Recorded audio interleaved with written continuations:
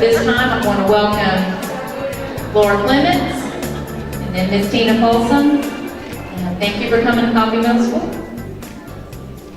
Apparently they're going to video it's a live stream to the elementary school, and I have to go on stage, which is not really where I want to be, but that's, I'm going to do as I'm told. We're recording. Do I have to stay in a particular area? No, wherever you need to go. I don't sit. Do I sit? Okay. My name is Tina Folsom. I'm with the law firm of Langdale Bolton. Some of you have seen me before. I've been practicing now 16 years. I used to work with the PSC. My boss was an assistant attorney general, and so we prosecuted the cases against the teachers. Now our client is Paige, and we defend educators. We do that in a variety of capacities.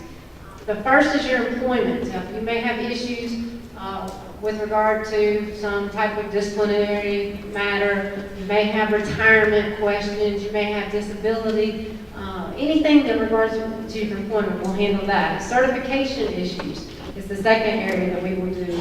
Defend you if you have ethical violations before the PSC. And then the third way is criminal matters. If you are charged with a crime that arises out of the course and scope of your business as an educator, we will defend you there too. I'm going to give you a lot of information today. You may feel free to please stop me and ask questions. They are filming it, so that may be a little awkward, but I do want to caution you, your employer is sitting right back there. So make sure in your examples you say, my friend did so-and-so, not I did, because you don't suffer any type of consequence or repercussion. But there is really no question too dumb or too small. And if you're a Page member, I want you to pick up the phone and call the 1-800 number and ask for an attorney. Oh, much rather you ask in advance than call them when you've got a situation on your hands and we got to now try to clean it up. My role today, you all have a flyer. We're going to interpret that. We are also, I hope that I will give you some tips, some tool that will help you stay in the Coffee County school system so you will then have another contract for the 2016-17 school year. Gone are the days of the things that you could get away with 5, 10, 15 years ago. You cannot do so now with the surge of social media and technology. We now have a track you. So I've got my little scary face up there, and I don't want to be Debbie Downer on you guys. Really, this is an exciting time of year, start the new year, those kind of things. But I need for you to think before you speak. I need for you to think before you act, and I need for you to think before you post. I have on average in my office approximately 10 cases each month, okay? The bulk of those cases, the reason they're in my office is because not only the ethical violation, but because it got caught on social media, okay? And we're going to spend a lot of time on that because that's the number one way educators are getting caught. Where'd the thing go? The computer. Okay. Let me remind you, the Professional Standards Commission, they only govern your license. They cannot hire and fire you, and they cannot put you in jail. I will say, though, that some of the violations that are committed that you're having to defend yourself with the PSC, they also have consequences in your employment and may get you into jail time. But the PSC only governs public school educators. Remember, if you have friends that teach in some of the private schools or the church schools, they are governed under different rules, and the PSC, you may not be allowed to do some things that they can do. Your definition section in the handout, the legislature changed the law this year. They don't change them very often. Those flyers say October of 2009. I believe your system has it on their website now. The current Code of Ethics rules, they changed in June of 2015. We've not adjusted our publications yet. They're not hot off the presses yet. But the definition, everything you have is still correct. What they did was they made a couple of changes. I'll highlight them for you. The first is the definition section. They added child endangerment. It occurs when an educator disregards a substantial and or unjustifiable risk of bodily harm to the student. It'll be interesting to see how that plays out. Obviously, I haven't had any cases on that, but you need to be aware of that definition. The second is the definition of a student. I know I talk about it every year, that students our students until August the 31st of the year of graduation. You are all familiar with the term grooming. You know how that those relationships occur, especially in the high schools.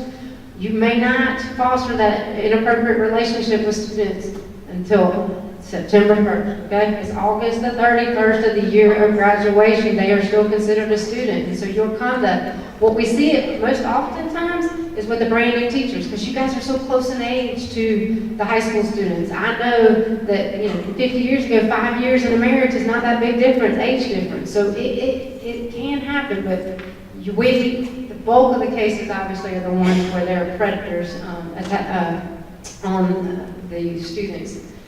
The change in the definition of the students, it's obviously anyone under 18 and also anyone through grade 12. But what they added was between the ages of 3 and 17. And what that essentially is the pre-K kids, you now can have an ethical violation with a 3-year-old. The bottom half of that section is the range of sanctions.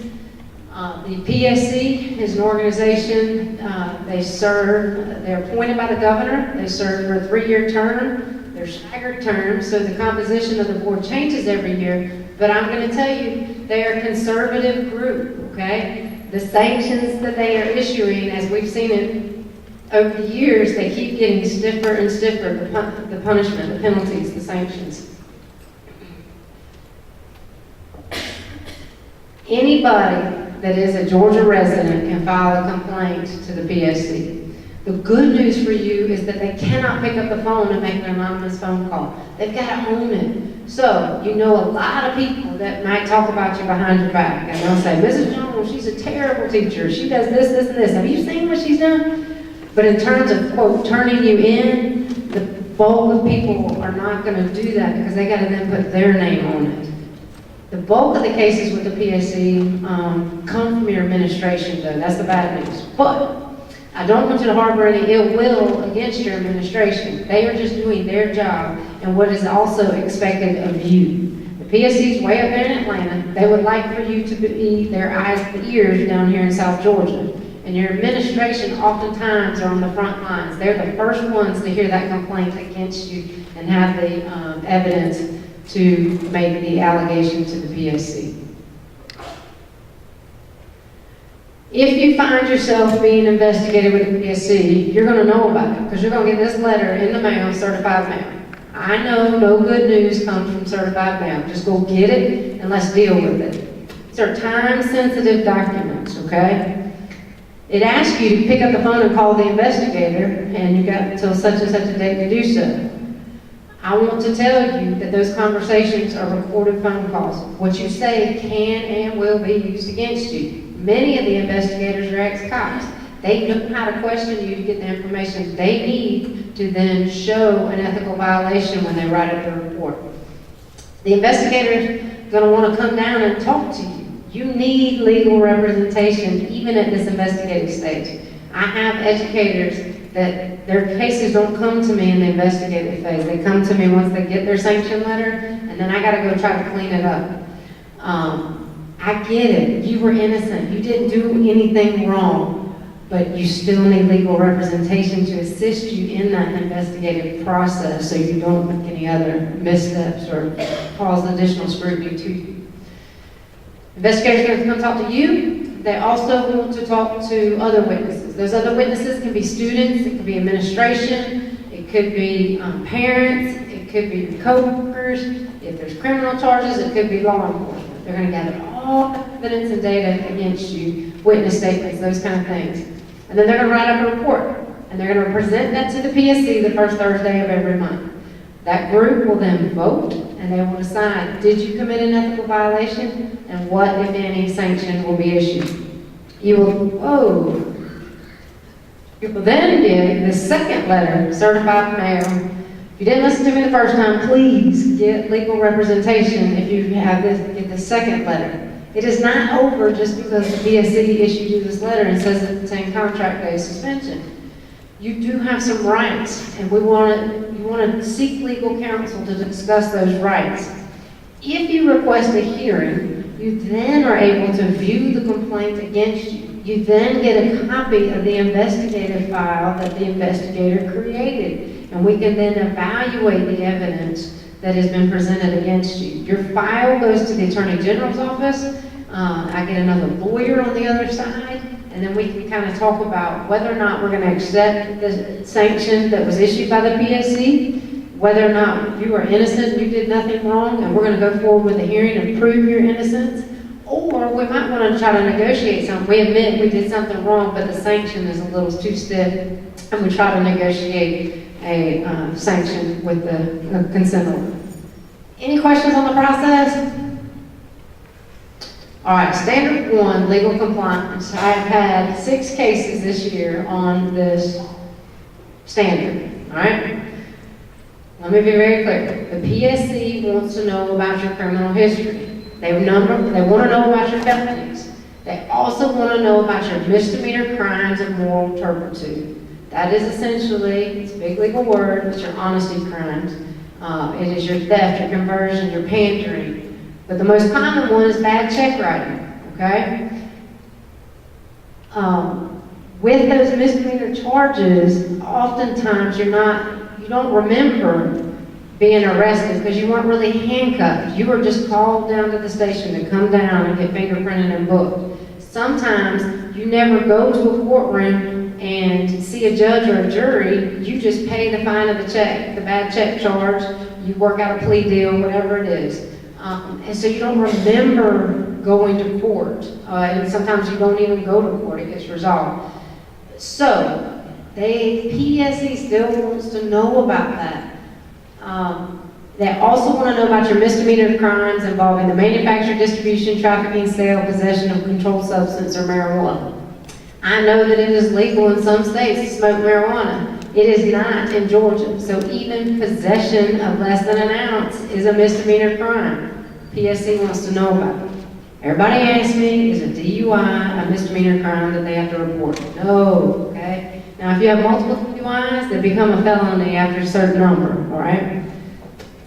The way my educators are getting caught is they run a report.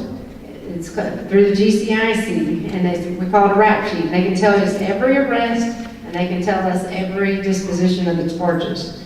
So, we just had a case come in this month. Well, we're in August, so last month, July. 1990 bad check crime.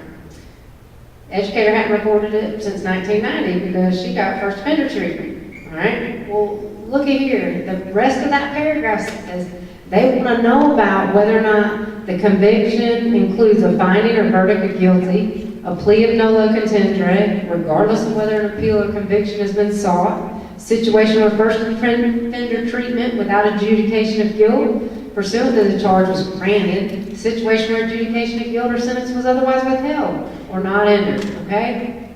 The PSC has done a really good job on your applications, and you've all passed. You're sitting in this room.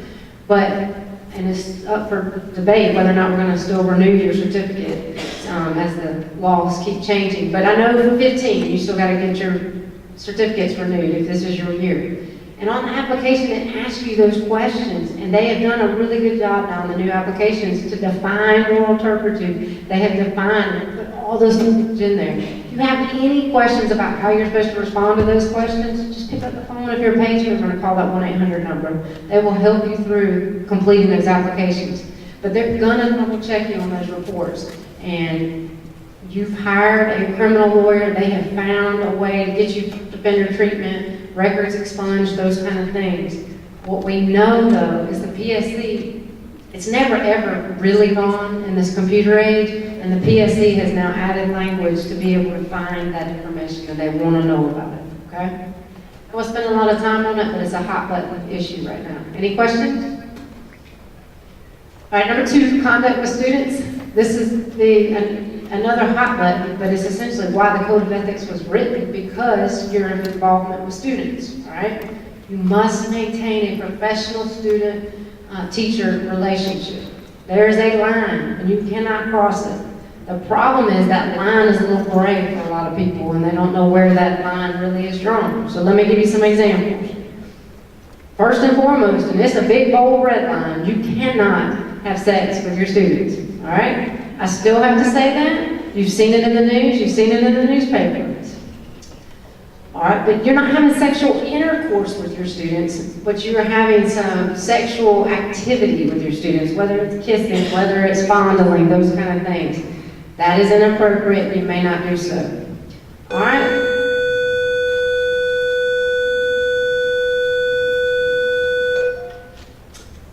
You're not having a sexual contact with your student, but you still have physical contact with your student, whether it's improper restraint. We have had the cases of special ed students who have teachers who you are able to contact, physically touch your students. There are ways to restrain them to maintain order in your classroom. There are specific policies and guidelines you have to follow. Make sure that you're following those. You don't get to put duct tape over the student's mouth to keep them from screaming and yelling all day in your classroom. You don't get to lock them, pick them up and lock them in a closet to show some discipline. So those are still, is your conduct with a student. There's no sexual activity, but you're still touching a student. All right? You say, I've never laid a hand on a student, regardless of the circumstances. But we still have people crossing the line with their communications with students, okay? If you're going to put a communication in writing to a student, make sure that you're okay with it showing up on the front page of the newspaper. Your words have meaning. They mean something to you, but you gotta think of how they mean by the receiver. They do get misinterpreted, and you do not want to give an impression of an inappropriate relationship. My educators are getting caught. You have a school email, all right? Your IT people, if there's an allegation of inappropriate conduct, they will then go pull your school email. They're gonna look at every email to and every email you sent. They're gonna then read those, and they're gonna try to find the frequency. They're looking for frequency of contact with students. I can defend you all day long if you talk to Matthew 1,000 times in writing. If the content of the words you used are above board, you've maintained that professional student relationship, there's a legitimate educational purpose to be talking to that student. But it only takes that one email to Matthew where you have crossed that line, and they now have evidence to try to further their allegation that you have an inappropriate relationship. I've got my texting. A lot of school systems, I know in Lowndes County, we use the Remind 101s, okay? That's a great way to get out information to a large population of people. Be careful though when you're texting. You have a tendency to be incredibly more casual than you would be in an email and or a letter. It's those casual words, oftentimes they get misinterpreted or misplaced, misread by students, so be careful of that. All right, I got social media. You have a homework assignment, and I give it to you every year, but I want you to do it every year. It's like filing a tax return. It's just something you need to do, okay? You're going to go, if you have a Facebook account, and you're going to look at your friends. You remember when you joined Facebook, you were so popular. You had all these friend requests. You need to go look and see who your friends are. Are they really the friends you want to be, seeing your information? I promise you, you're going to find somebody on there as a friend that you didn't even realize was your friend. And you can't even remember who they are, but 2 years ago, you met them somewhere and you friended them, okay? The second thing you're going to do is you're going to look to see if there's anybody in the Coffee County school system as a student that is your friend, and you're going to unfriend them. And everybody says, oh, I don't want to hurt their feelings. Okay. Your license is on the line for communications with students. You can control what you say to the student, but you cannot control what the student says to you. And those communications, then, if a student wants to try to set you up, they certainly can do that. If you have made a student mad, they know how to do this, okay? So you just remove the level of suspicion, unfriend them, all right? You can talk to them in the hallway and tell them why I'm not allowed to be a friend with a student in my system. All right, so I got people that come up to me and they say, this is a small town, my niece is in the school system, she's a friend of mine on Facebook. Okay, well you can do that. Again, there's nothing saying you can't, but you're opening yourself up, because what happens is your niece is wanting to be a part of the popular crowd, she really wants to hang out with these boys over here, and she's got these images of you going to the beach, and you're in your bikini, whether it's your low-dip cleavage shirts, those kind of things that you're posting that you're with your family, you think that's all private. But your niece is then over here, and I have people that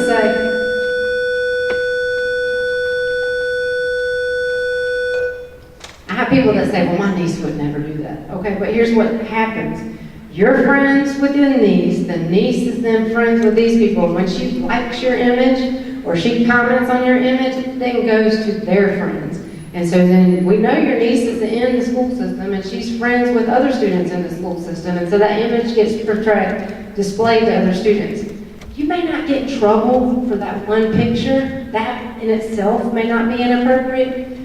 But what happens is if you're being watched, somebody has some issues with you, the administration is trying to build a case against you, a file against you, that evidence is then going to come in to further support their allegation against you. So, remove anybody, even, I'm going to say even family members, you can leave that up to you. I'm just saying you're opening yourself up to risk.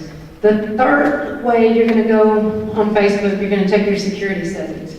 Do you really want friends of friends to view all of your information? Or do you just want your friends? And again, that goes back to that inventory you're going to do. If you are going to, the last homework assignment I want to give you is I want you to go look in your Facebook page under your status. And you know how you can type every day, ooh, I had this for breakfast, whatever. But people do that. But I want you to go back and look through your history and see. Your history tells a story about you.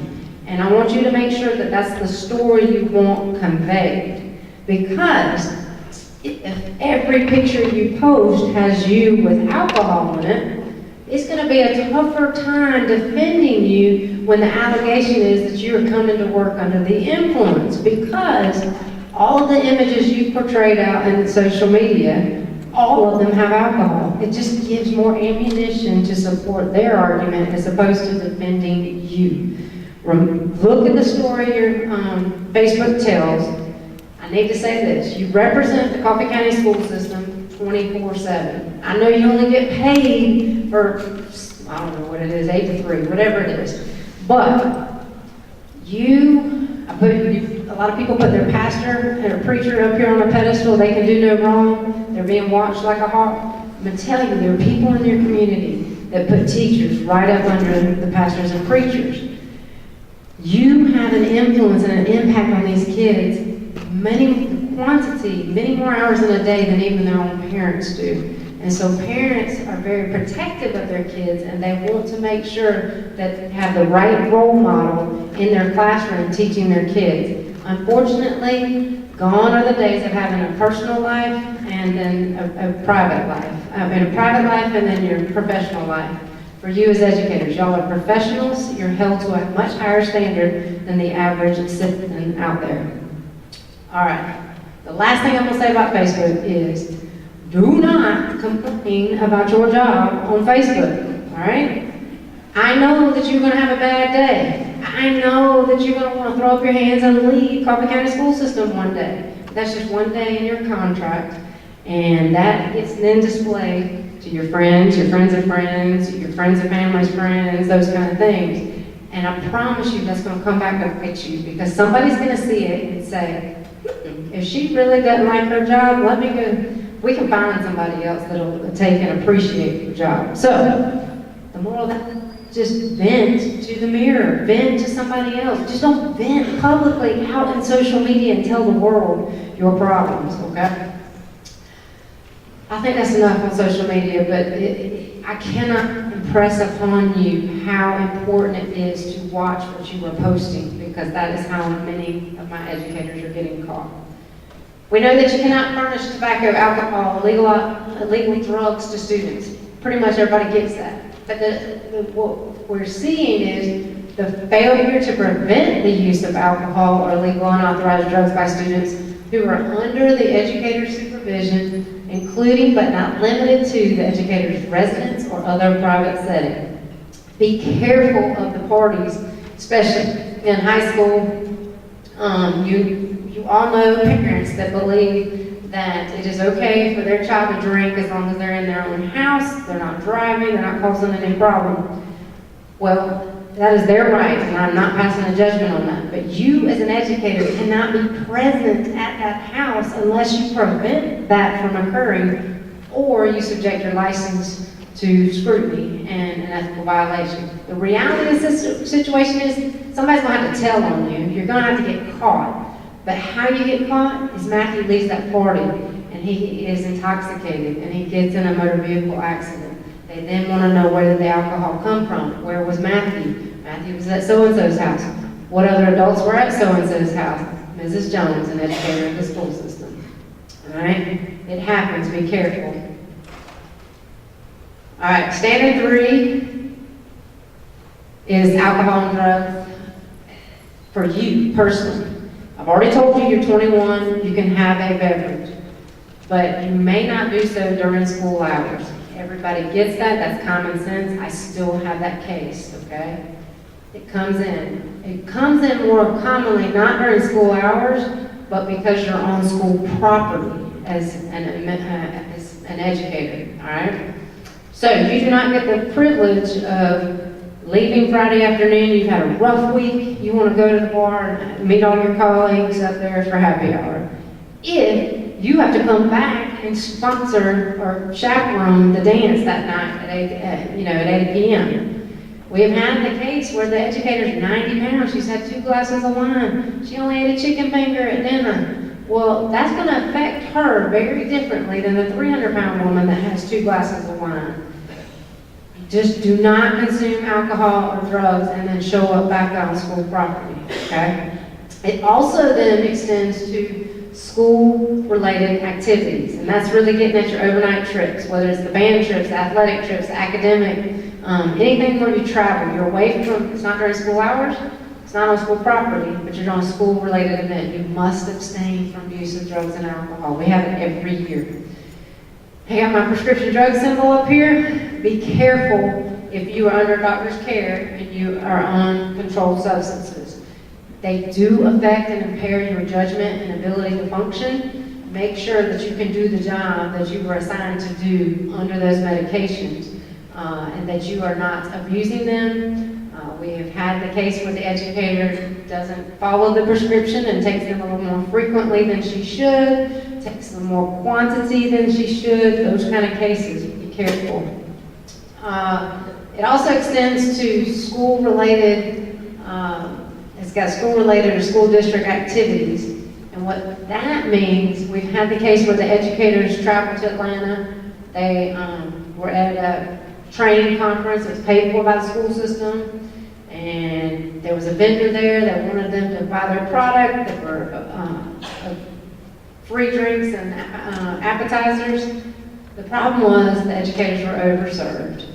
When they got back on Monday morning, they were called to the superintendent's office, and there was an allegation of their behavior in public. Okay, I already told you you're being watched.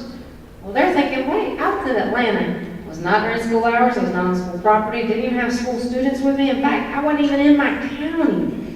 What happened was there was another administrator there from another system who was friends with the administration of this particular system, and they reported it. The reason they got caught, you've heard dumb criminals, well, there were some dumb educators out there, and they had their system shirts on.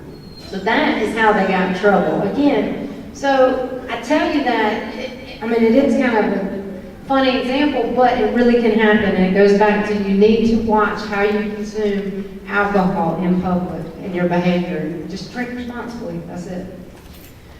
All right, number 4, honesty. You must use integrity in everything you do. We've talked about number 1, the criminal history. It also falls under professional qualifications and those kind of things.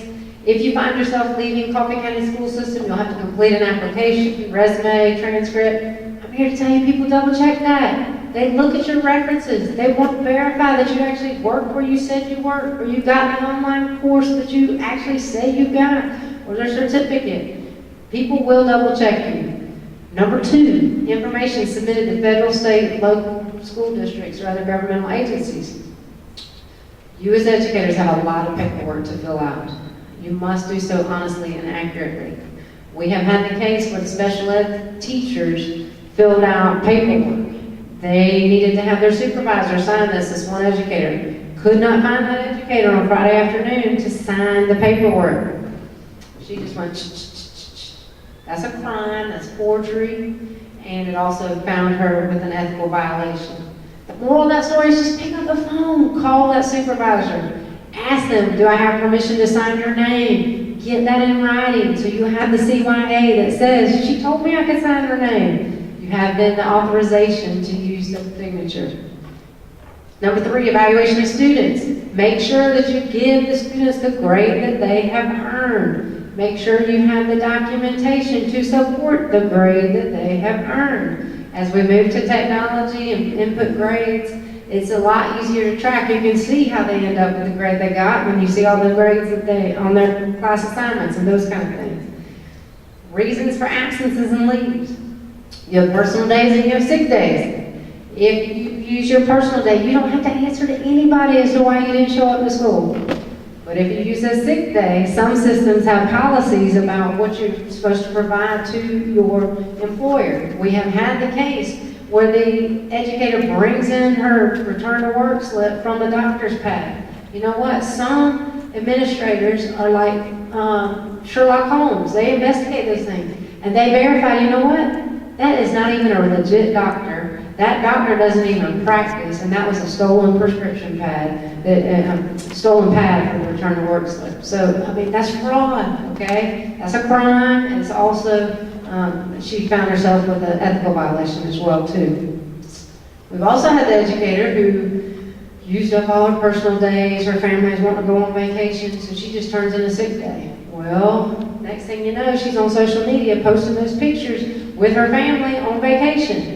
Okay, I can argue that's a mental health day to be with your family. You really were sick. The doctor said you had to go smell that, inhale the mountain air because it's so humid in South Georgia. Just again, be mindful of what you're posting and the story you're telling because other people are seeing that and it explains your conduct and explains your actions. All right, number 5, public funds and property. Primarily the cases that I've seen with this is to the computer, all right? We have had the cases where the educators are looking at porn sites. We have had the cases where the educator, there's an allegation they're not teaching math. And so you say, okay, well, that's during the 3rd block or whatever it is from 2 to 3. And they interview all the students and say, well, what's Mrs. Jones doing? Well, she's on the computer. Well, you say, that's great, because there's some really good math sites out there to help teach students how to learn math. Well, when the IT people go to the internet history every day from 2 to 3, she's shopping on the internet, okay? There are clocks on those sites, on your computer. They can figure it out. Also had the cases where other sites are being looked at. Well, they use the excuse, well, it's password protected. Well, you know what? If you give out your password to a lot of different people, you don't get the right to say, that's not me. I didn't do that, somebody else entered it. Because then you're going to have these other witnesses say, yes, I have their password, yes, I have their password, yes, I have their password. And so then, who is it that really was on that computer? Make sure that you use your password for you. We've also had the cases where you fail to account for funds collected by students or parents. These are like the fundraisers, those kind of things. If you find yourself doing that, try to get another adult witness with you to kind of have that accountability, dot your I's, cross your T's. I promise you, the people you're turning in the money to, they don't want to lose their job, and they've got to account for the money, and they're going to dot their I's and cross their T's. So you need to do that before you turn in that money as you're accounting for selling candy bars or whatever it is. We've also had the cases with the fraudulent request documentation for reimbursement. You got 4 educators that went to Atlanta. They said, bring us back your mileage and we'll pay you. Well, they all 4 turned in a mileage request. The problem is they all went in one car. That is fraud. That's abuse of government funds. One mileage check that's issued. We've had it with the cases where your local supplements, you're supposed to work a certain number of hours and you're supposed to log your time, and so it's just a handwritten sheet and you do the same thing every day. Well, lo and behold, they compare those with your personal days and your sick days, and you're filling in time, but you've also then turned in a leave for the exact same day. Something's not right. They also then can go pull your computer systems. We've had these cases too, where they can check the cameras to see when you're coming and when you're going. And that is how they use that evidence to then prove their case that you were not working when you said you were supposed to be working. Any questions on 5? All right, number 6 is remunerative conduct. The first one is, do not solicit your students or parents of students to purchase equipment, supplies, services from the educator, those kind of things. How this comes up is the parties, the house parties, whether it's a pampered chef or jewelry, 31 bags are big, now we're selling nutritional supplements, you name it. There is something out there for you to supplement your income.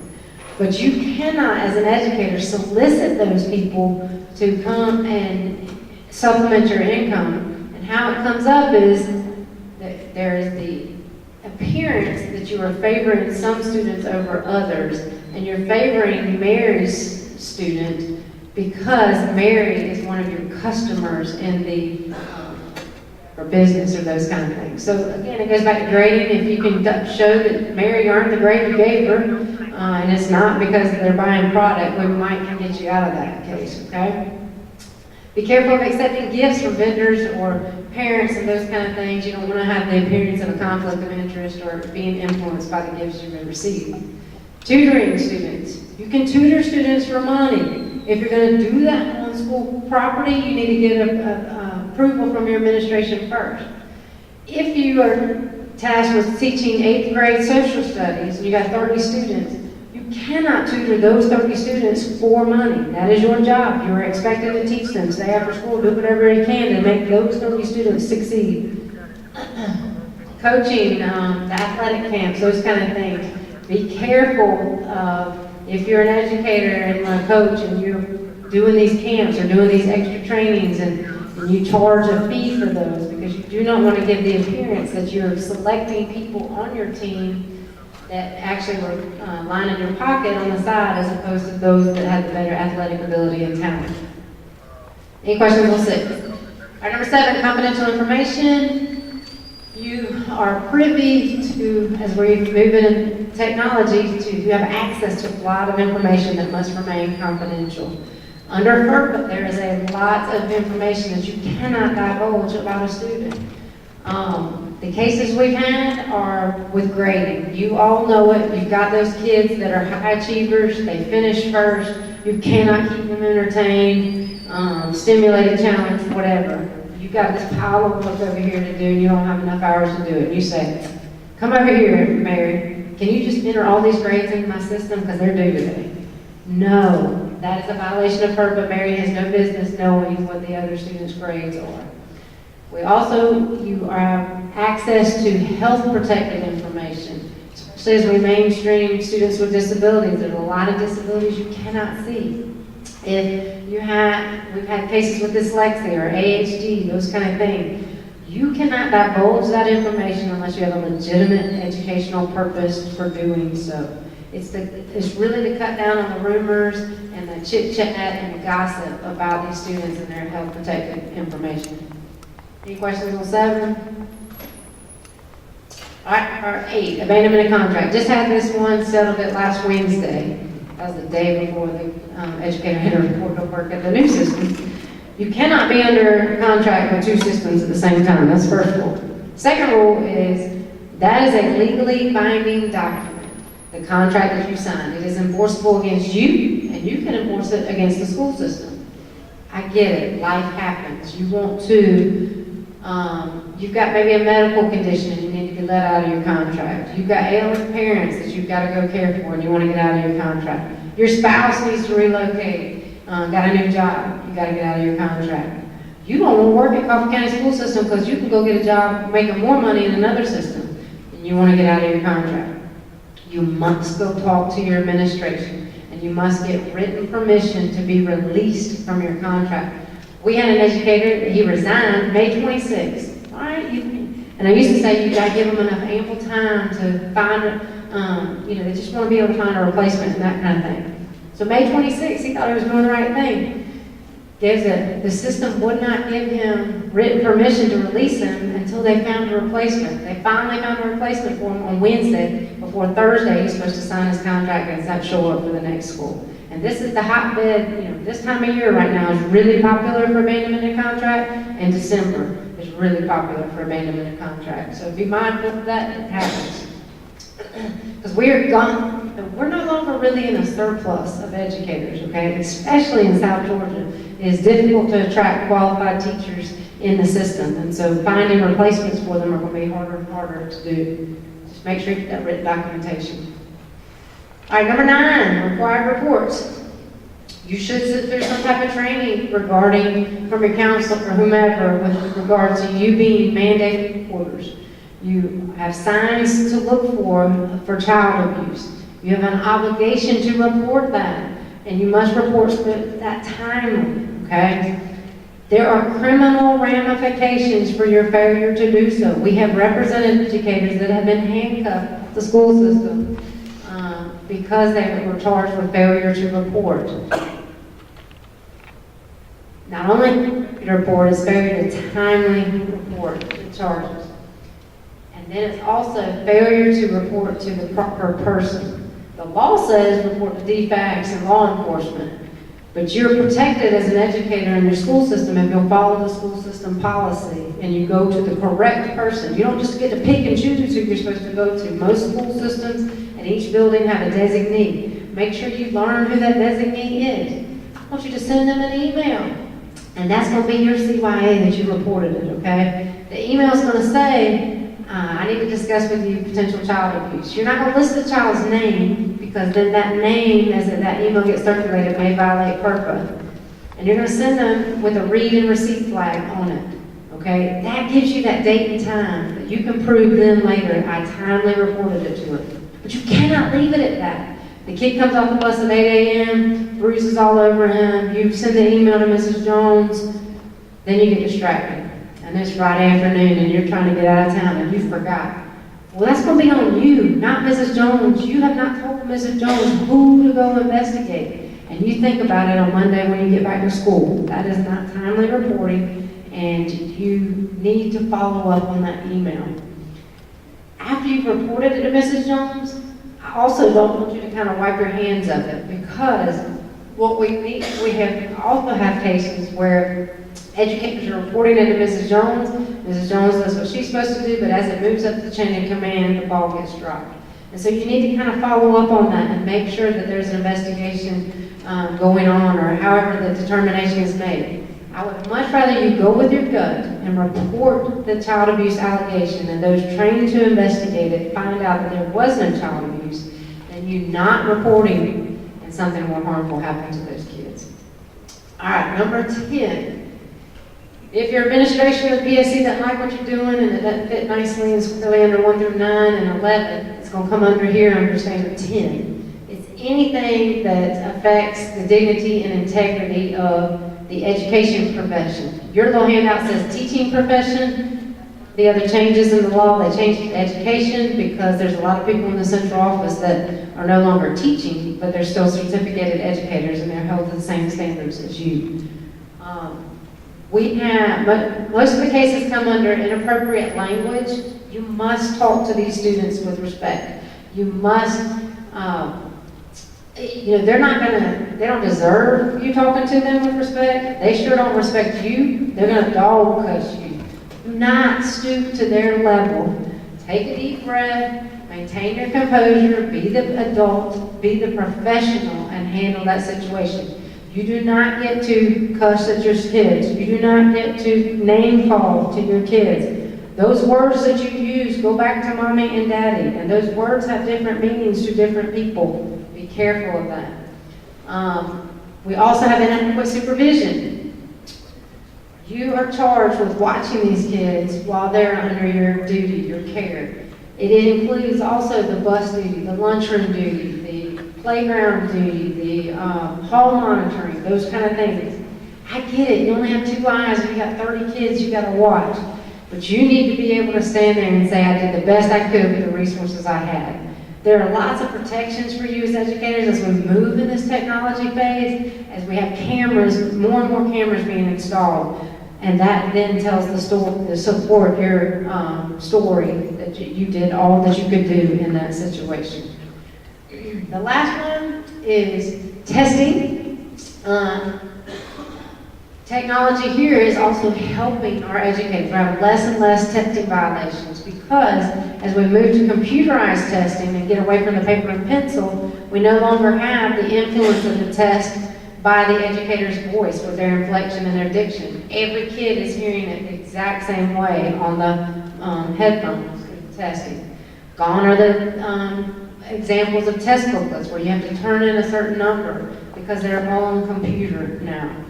Gone are the ability to bring in other documents and those kind of things because you've been sitting in a computer terminal. There is no paper around you, those kind of things. So 9 times out of 10, you're going to be fine. There's not going to be that testing irregularity. Just make sure you attend the testing, you know the rules, and you follow the rules to a T, and you'll be fine. The last little symbol or slide I have is my car. Many of you drove in a car that you insure in case something happens to you. Many of you own a home that you insure in case something happens to you.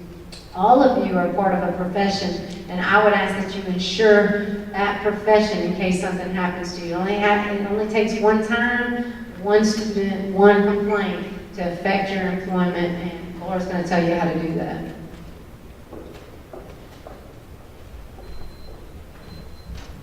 Thank you. My name is Laura Clements, and I'm your Page Membership Services Representative for District 13. This is not the time to call Jake with State Farm and say, I need some insurance. It's too late. And the same thing is true with your career. If you have an incident in your classroom, that's not the time to call and join Page. The beginning of the year is the time to call and join Page. So I just want to go over a few of the benefits of Page with you. Your Page membership affords you $1 million liability policy and then 3 $10,000 policies. One for criminal defense, one for employment rights, and one for violations with the PSC. You also have access to our 5 in-house attorneys. These are Page employee attorneys. So they are going to meetings at the TRS, PSC, State Health Benefits Plan, TEECs and leaks, whatever your question is, whether it's retirement, insurance, anything that has to do with your duties as an educator. If you're a Page member, you can call our attorneys and speak with them directly. You don't have to call me or file a report. You just call the office and ask for the legal department. It's very simple. There's no question too big or too small. And unlike most things, it is much easier to ask the question first and ask for forgiveness later. The PSC doesn't like forgiveness. They like for you to do it right the first time. So just make sure that you take care of that. If you do need someone to go to a hearing with you, or you need a personal attorney here, we do have a network of 40 attorneys, and that's where your $10,000 policy starts. Tina is one of our fantastic network attorneys. Your Page dues, it's $175 a year for certified staff and $87.50 a year for support staff. Can do payroll deduction here in Coffee County, so that makes up $14.58 a month for certified and $7.29 a month for support. Page strives to keep our dues low, and a couple of ways we do that is by not endorsing or supporting political candidates or non-educational issues. So if there is an upcoming election, you will not see a Page endorsement for anyone. We don't want to take your money, decide who we like, and funnel the money to their campaign. But you will see information in the Page One magazine about all of the candidates. So thank you guys so much. I am over here. If you would like to join Page or you have any questions about your membership, I've also put some lanyards outside in the hall. You guys are welcome to take one of those. Thanks so much, and you'll have a great year. Stop. Again, thank you, Tina. Thank you, Laura, for attending. Thank you, Career Academy, Alternative School, and CMS for attending. If you did not sign in, please go in the back and sign in. I know we had a long line for some of our people signing in. Tomorrow's a big day, first day of school. Our summer is over, but I'm going to say welcome to a great year. See you tomorrow morning.